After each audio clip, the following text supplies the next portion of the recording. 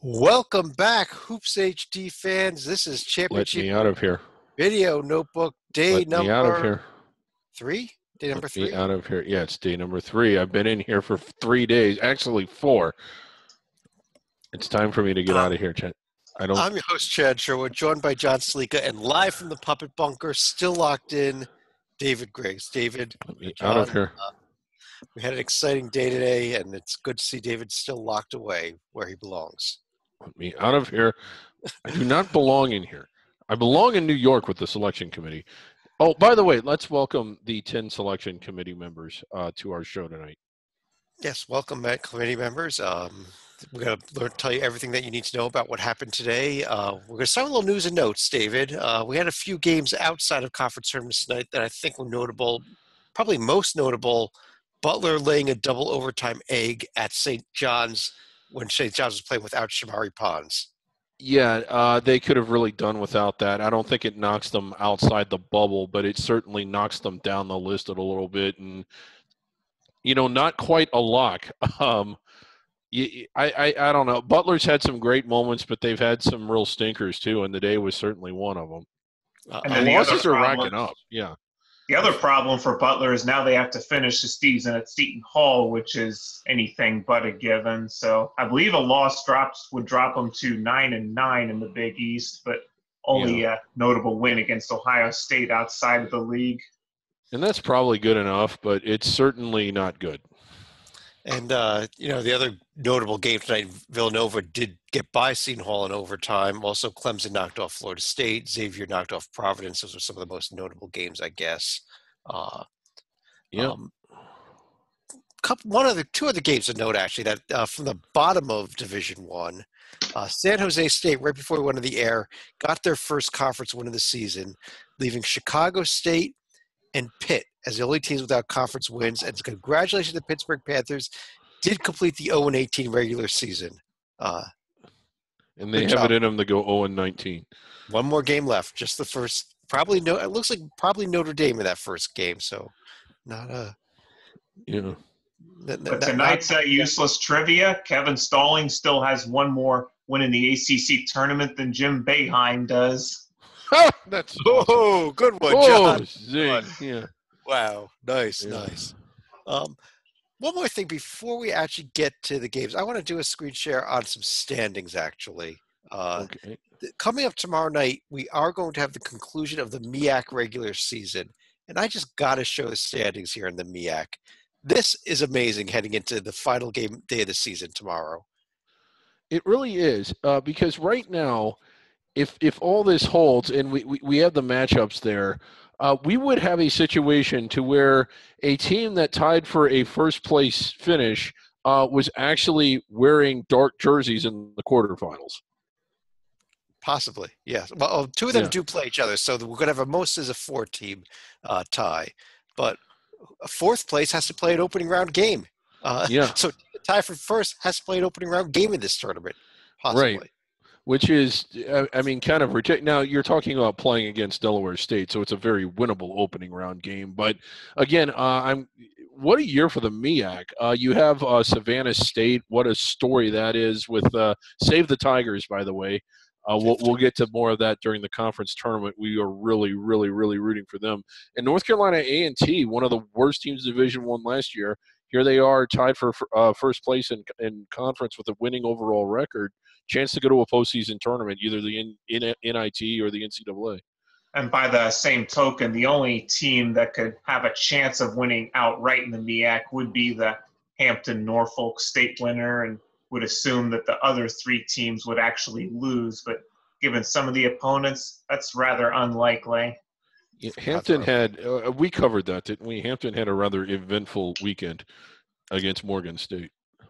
We didn't really cover that. I don't believe we did because that was after our last Under the Radar show. We may have mentioned in one of our other shows, but yeah, Hampton against Morgan State, very nasty fight. My understanding allegedly is that law enforcement officials had to go out there to stop the Morgan State player who was attacking the Hampton player. That player is now out for the rest of the season, or at least through the first round of the MEAC tournament. And the game ended up being a forfeit. So while most people have rating down the 53-37 final there for Hampton over Morgan State, in the books it's going to go down as a 2-0 victory for Hampton. Yeah, and from what we understand, it didn't spill over into the stands. It was just really nasty between the players on the court.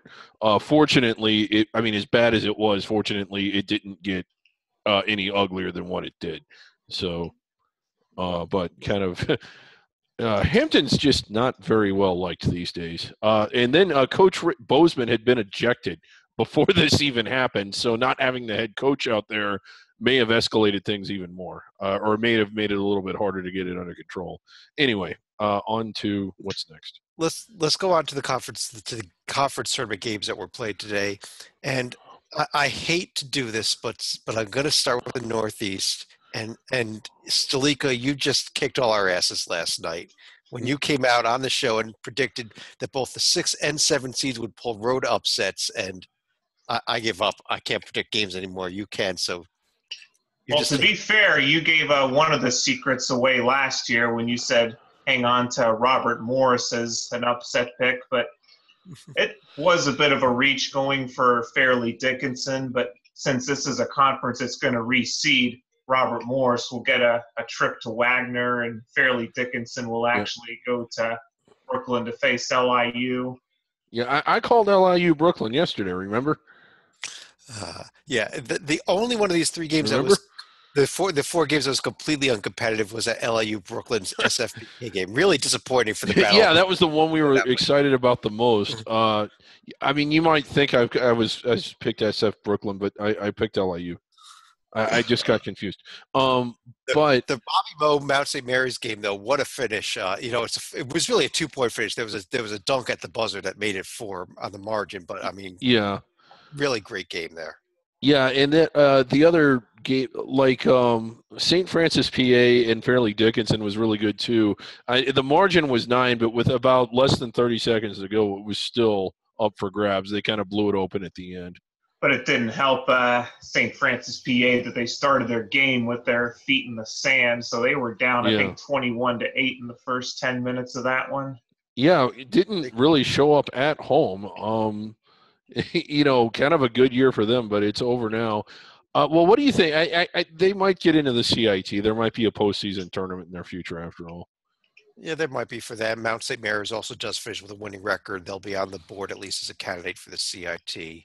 At this point, I'm going Wagner all the way, but for all I know, it's going to be Robert Morris and Fairleigh Dickinson in the championship game. Which means Fairleigh Dickinson would host. Stalika, where are you going with the rest of the tournament now that you've proven that you're a god at selecting these games? Well, I'm not going to double down on Robert Morris, but I do think Fairleigh Dickinson does have a good shot of advancing to the title game here.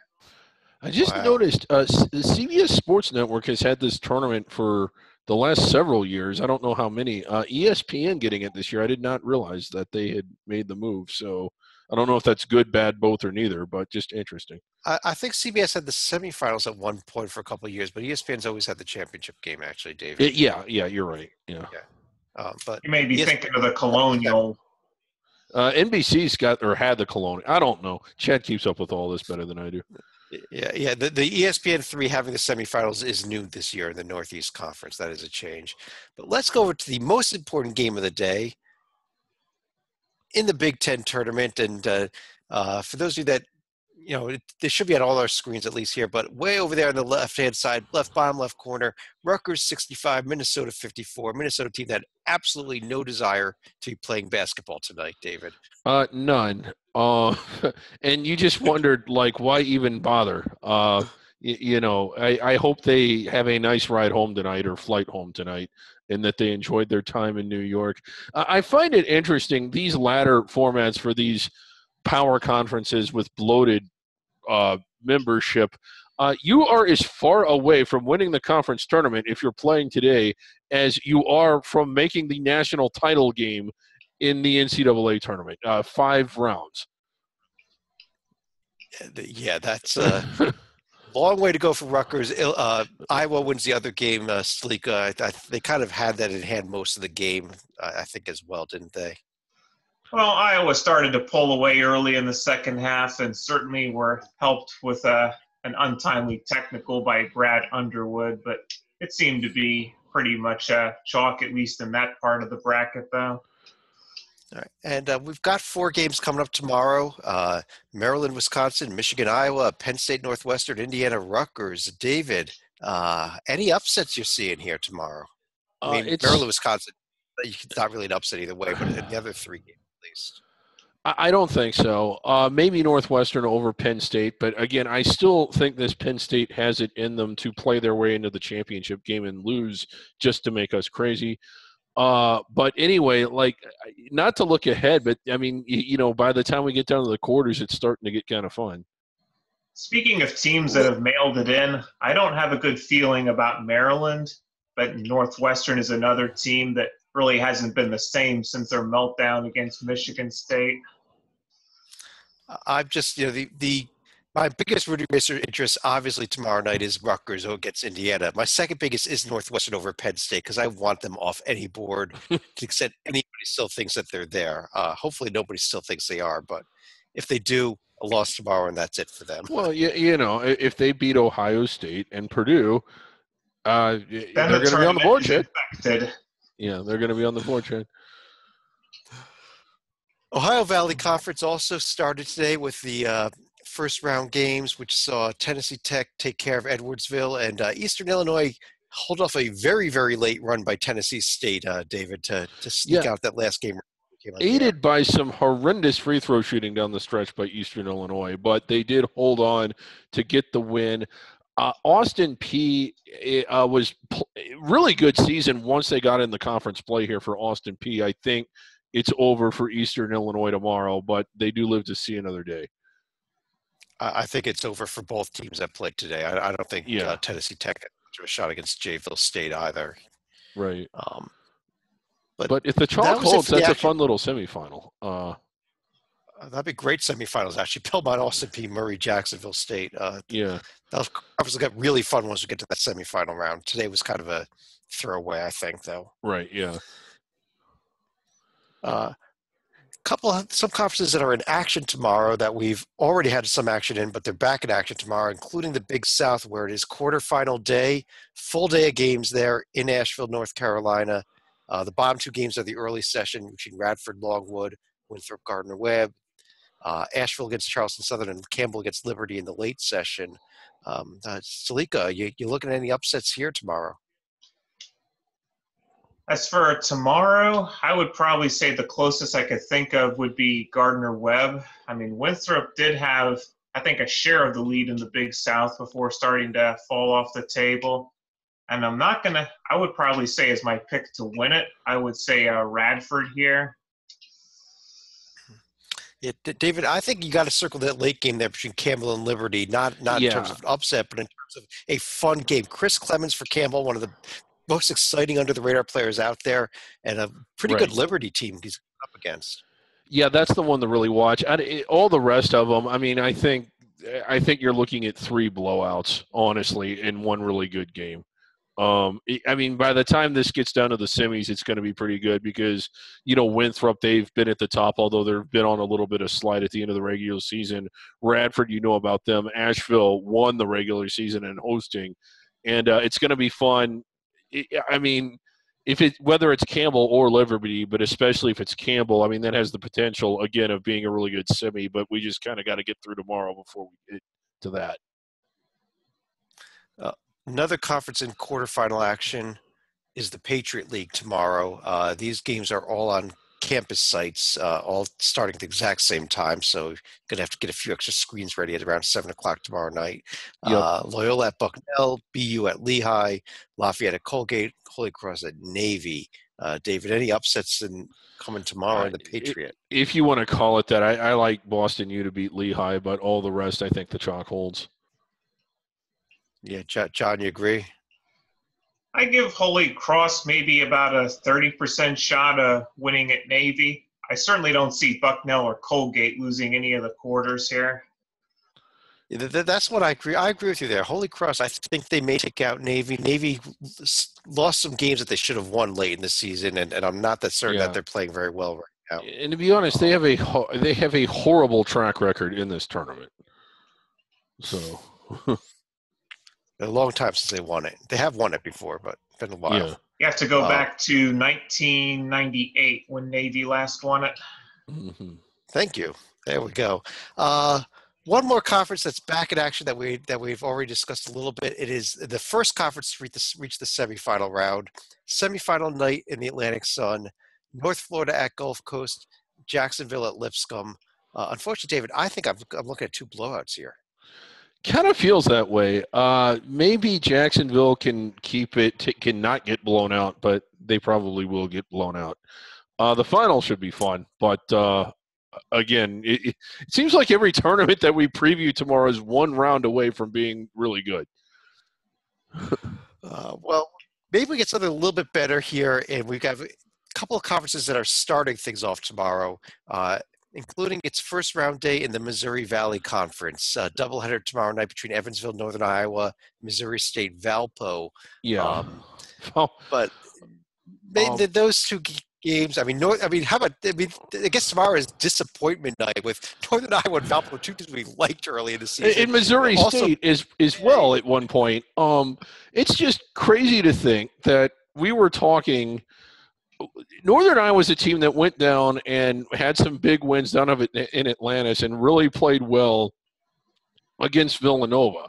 And we were talking about how good they were. They were the number one team for several weeks in a row and are under the radar top 10. And I still can't help but think that they've got it in them to at least win tomorrow.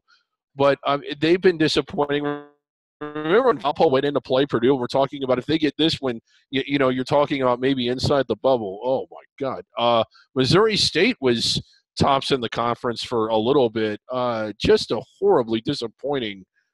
Yeah, like you said, it's not quarterfinal. It's quarterfinal Friday, but it's disappointment Thursday tomorrow. Well, let's talk about who we think is going to win this event, because it's the first time we've discussed the Missouri Valley. And this is a conference arch madness here that has historically had a lot of upsets in the conference tournament. It had more chalk the last couple of years.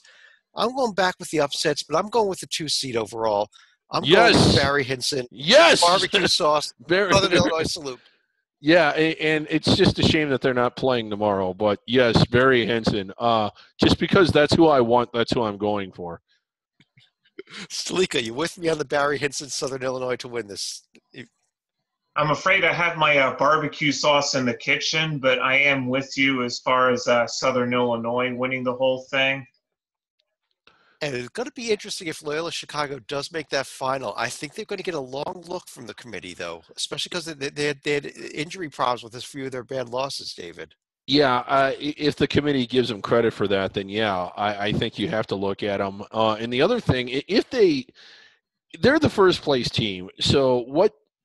I don't. If they're, this is how I feel about it. And as you know, you've been on the committee with me. If they're inside the bubble now and they avoid a bad loss in this tournament, or they may play their way into the championship and lose, well, you shouldn't knock them simply because they didn't repeat what they've already done. I think if they play their way into the final, they should be in. If you think they're in now, then don't knock them out if they play their way into the final. That's how I feel about it. I think the other interesting thing is Bradley could be an interesting matchup for Loyola if they're able to get past Drake in their quarter on Friday. I think either one of them is an interesting matchup. Drake's had a really good season there under Nico Medved, right? The head coach there. Yeah. Did I get that right? And Bradley, Bradley already beat Loyola. So, I mean, granted it was at Bradley, but yeah, I mean, this doesn't have, I'm not going to compare it to a power conference, but there's a lot of good teams in this conference. Yeah, I think it's going to be a real fun tournament this year. Yeah, we no longer have it to roll over everybody also. So right, yeah. Two other conferences tipping off, but the next conference up that's tipping off tomorrow is the Metro Atlantic. And David, this is one of our favorite days. I know it's not the all men's side quintuple header, but the Metro Atlantic is going to play the 3 women's first round games beginning at 9:30 a.m. tomorrow. Yeah. Go all the way until midnight. A 6-tuple header here coming in the Metro Atlantic. Yeah, it really is kind of incredible. Starting off at 9 in the, yeah, like you said, that's a full day of basketball. That's a lot of hoops, and we really need to get Lee Del Vecchio out there, although it's not in his neck of the woods anymore. But that was fabulous, Massachusetts. Fortunately, we get the opening round games because for many years you didn't. Well, and yeah, we'll be able to watch all these games tomorrow, and it's great the way that this conference set up. Actually, we have a first round game tomorrow between Monmouth and St. Peter's, two of the Jersey schools. The winner gets Rider, the third New Jersey school. We got an Iona Manhattan, one of the best rivalries out there in the quarterfinals. We have potential Canisius Niagara semifinal the way things are set up. The two rivals out there in Western New York. So a lot of fun potential matchups here coming in the Metro Atlantic. Yeah, and a lot of good rivalries in this conference. I don't think Siena and Marist are going to end up meeting. That's kind of a nice rivalry, too, although they came in 10th and 11th this time around. So, no, I don't think they're meeting. Yeah, but we love Jimmy Patsos, though. It's Siena. We do. But, David, as far as tomorrow goes, there's only one team that I know is going to win. There they are, the Monmouth Hawks. Yep, there you go. All right, sporting the Monmouth. I'm ready for Monmouth. I'm ready for them. They're going to hopefully Monmouth can win this tournament since they got completely screwed out of a bid the last 2 years. How ironic would that be? The thing is, I'm not sure that's far-fetched this year because Monmouth has actually started to play much better the past few weeks. I don't know that they beat Rider, but they're certainly dangerous enough to keep it close. John, they blew out Rider by 25 points last week. Not only did they beat Rider, they crushed them last week. I'm picking Monmouth out of the 8th seed to win this entire event. David, your call? Sure, why not? I just because it's fun, just because it's the fun pick, just because it's the team that should have that deserved to be in the tournament the last 2 years. 2 years ago they got snubbed by the committee. Last year maybe they didn't deserve it at large, but they were certainly the most deserving team in this conference. Had to go and play on the road because this conference is stupid. But yeah, this is the year they do it. Monmouth all the way to the championship. On the road, but not on Siena's home floor. Yeah. Salika, where are you going? I am actually going to go with Rider here, given that they would have a dangerous opener. You go with Rider to win it all. If there is a noisemaker in this field, I would actually say Fairfield has a chance to possibly win 2 or 3 before getting to the final. We have one other conference tournament that's tipping off tomorrow. And it's not a Division I tournament, but here it is. The Pac West Cal Baptist Team of the People. Their opponent's going to be decided tomorrow night, David. Yeah, and again, you got to admire Chaminade and Arizona Pacific. Who is that? To go out and play. Because they know they're going to lose. What's the point? As Pacific. Dixie State waiting for the winner of Point Loma and Concordia. You can watch them. They're all going to be streamed on the Pac West website. Sleek, I know you'll be tuned into them, right? Yep, I'll be taking a peek at it at some point. All right. There's the Pac West games. We'll update you more about it tomorrow night or the next few nights here as Cal Baptist gets ready for the Division II NCAA tournament. And we'll talk about that at some point as well. Let's go ahead and pull that down here for a second. That's all the games. We have a few more things we want to hit on, though. What do we do next? Survival board? Yes, we got to update that. We got to update that. There we go. Survival board. Okay. Yeah. David, can you tell everybody that might not be familiar with it what the survival board is all about here?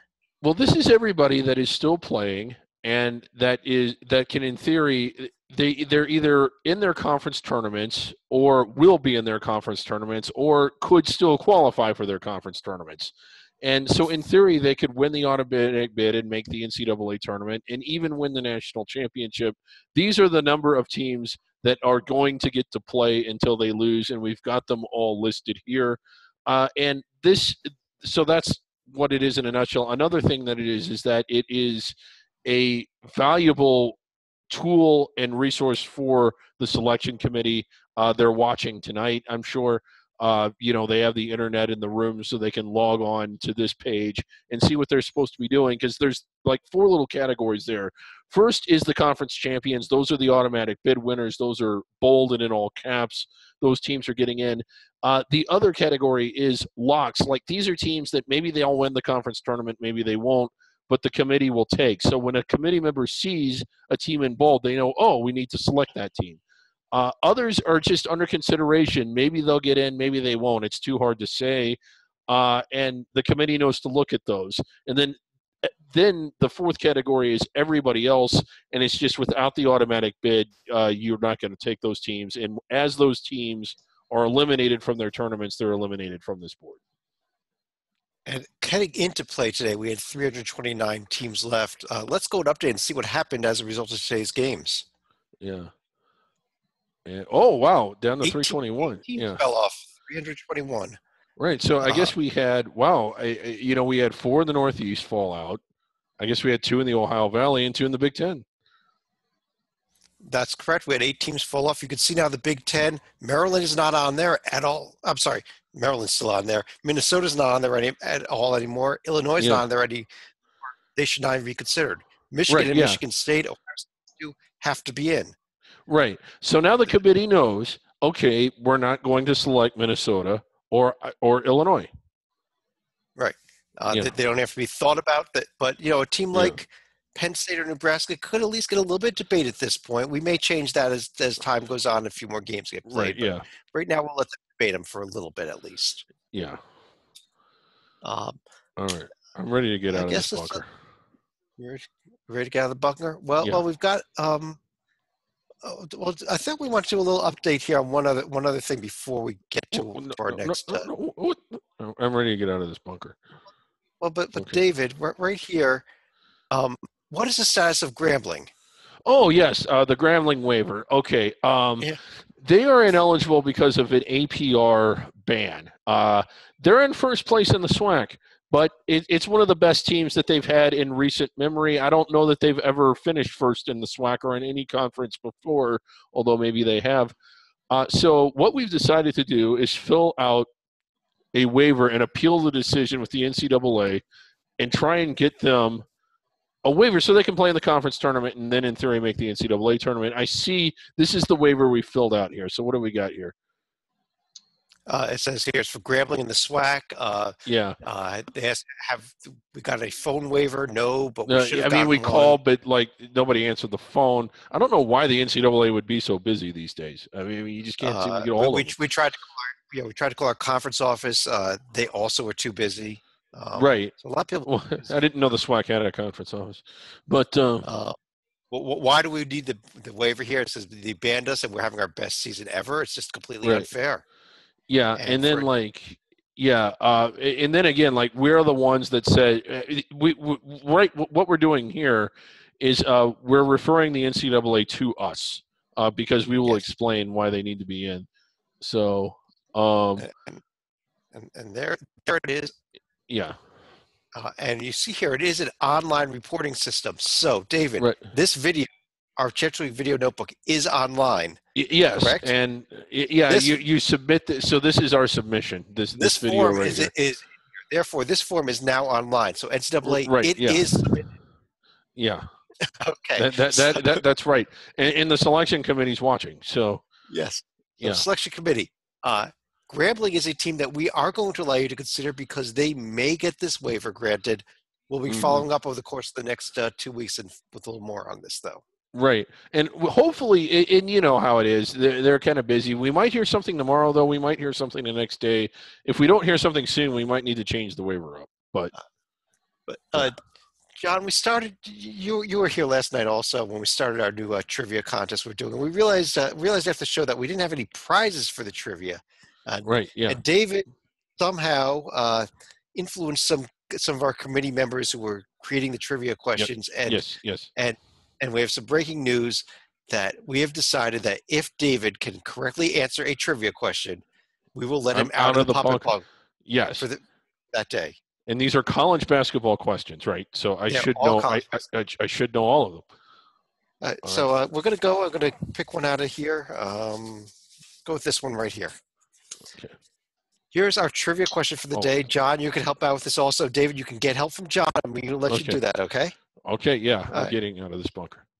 All right, here's our question. North Carolina State, coached by Jim Valvano, won the 1983 national championship over top-ranked Houston in one of the biggest upsets in championship game history. Name the winning team's coach.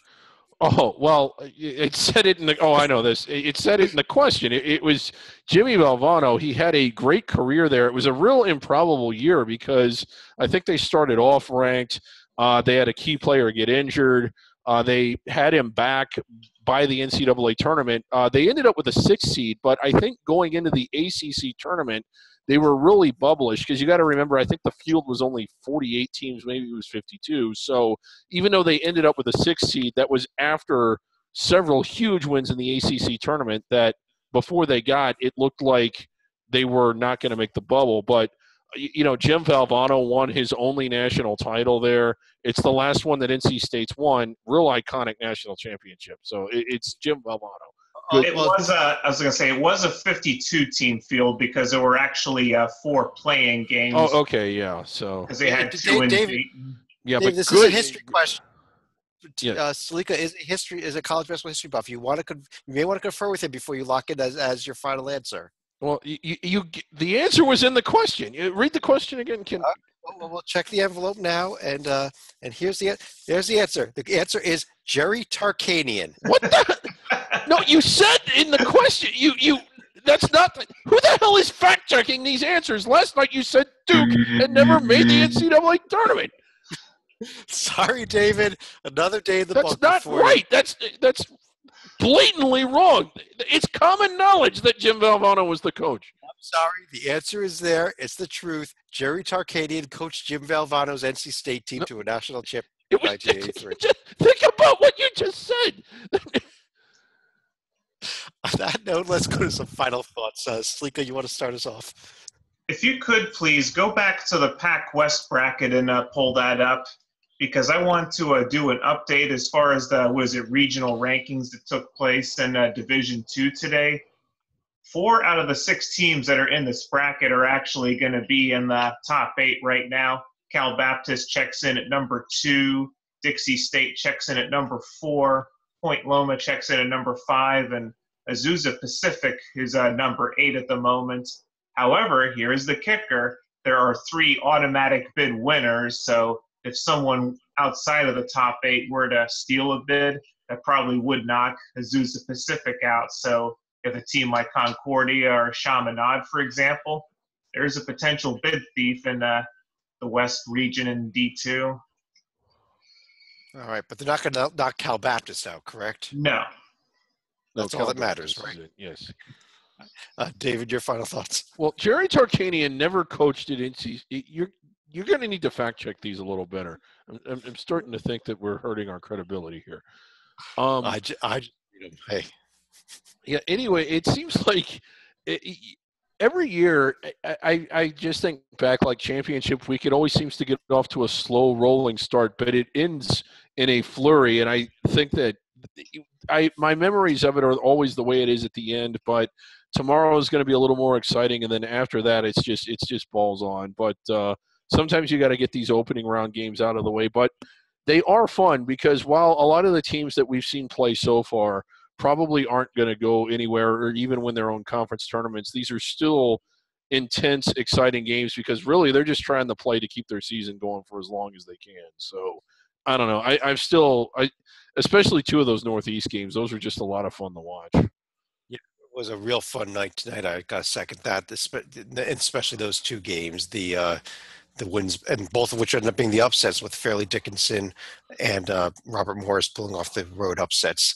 But we do have a much bigger slate of games even tomorrow night, and then we're going to just the number of games each day is going to really build up as we move forward. So I do want to thank everybody for joining us, and we will talk to you again tomorrow night. Actually, 2 shows tomorrow, David. We're going to be doing a bracket rundown show. Oh, yeah, that's right. Yeah. That we'll be recording. And then after all the games finish, we'll also do a championship week video notebook. So lots of stuff to watch on the website, both tomorrow night and Friday morning. So have a great night or a great day, everybody.